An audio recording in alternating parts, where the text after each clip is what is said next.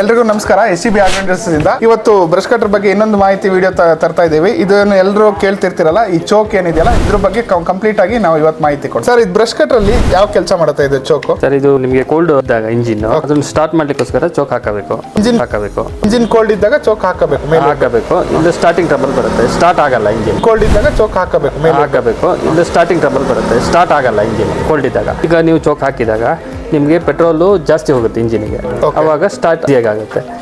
ಆಮೇಲೆ ಒಂದು 5 ರಿಂದ 10 ಸೆಕೆಂಡ್ ಆದಮೇಲೆ ಚೋಕ್ ಇಳಿಸಿದ್ರೆ ನಾರ್ಮಲ್ ಸ್ಟಾರ್ಟ್. ಕಂಟಿನ್ಯೂಸ್ ಆಗಿ ಚೋಕ್ ಆನ್ ಮಾಡ್ಕೊಂಡು ಕೆಲಸ ಮಾಡೋಕ್ಕಾಗಲ್ಲ. ಪೆಟ್ರೋಲು ಜಾಸ್ತಿ ಹೋಗುತ್ತೆ ಇಂಜಿನ್ಗೆ, ರಿಚ್ ಆಗುತ್ತೆ.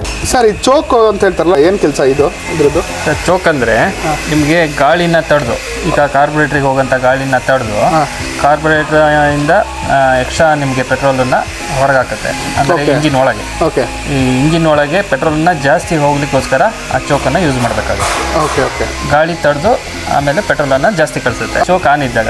ಯಾಕೆ ಅಂದರೆ ನಿಮಗೆ ಕೋಲ್ಡ್ ಇದ್ದಾಗ ಇಂಜಿನ್ನು ನಿಮಗೆ ಆ ಪೆಟ್ರೋಲ್ ಜಾಸ್ತಿ ಕೇಳುತ್ತೆ ಇಂಜಿನ್, ಅದಕ್ಕೋಸ್ಕರ ನೀವು ಚೋಕ್ ಯೂಸ್ ಮಾಡಬೇಕು. ಸರ್, ತುಂಬಾ ಜನ ರೈತರಿಗೆ ಈ ಚೋಕ್ ಆಫ್ ಇದ್ರೂ ಇಂಜಿನ್ ಕೆಲವು ಸಲ ಆಫ್ ಆಗುತ್ತಲ್ಲ, ಏನು ಕಾರಣ ಇರ್ಬೋದು ಸರ್? ಈಗ ಚೋಕ್ ಆನ್ ಆದಾಗ ಸ್ಟಾರ್ಟ್ ಆಗುತ್ತೆ, ಚೋಕ್ ಇಳಿಸಿದಾಗ ಆಫ್ ಆಗ್ತಿರುತ್ತೆ.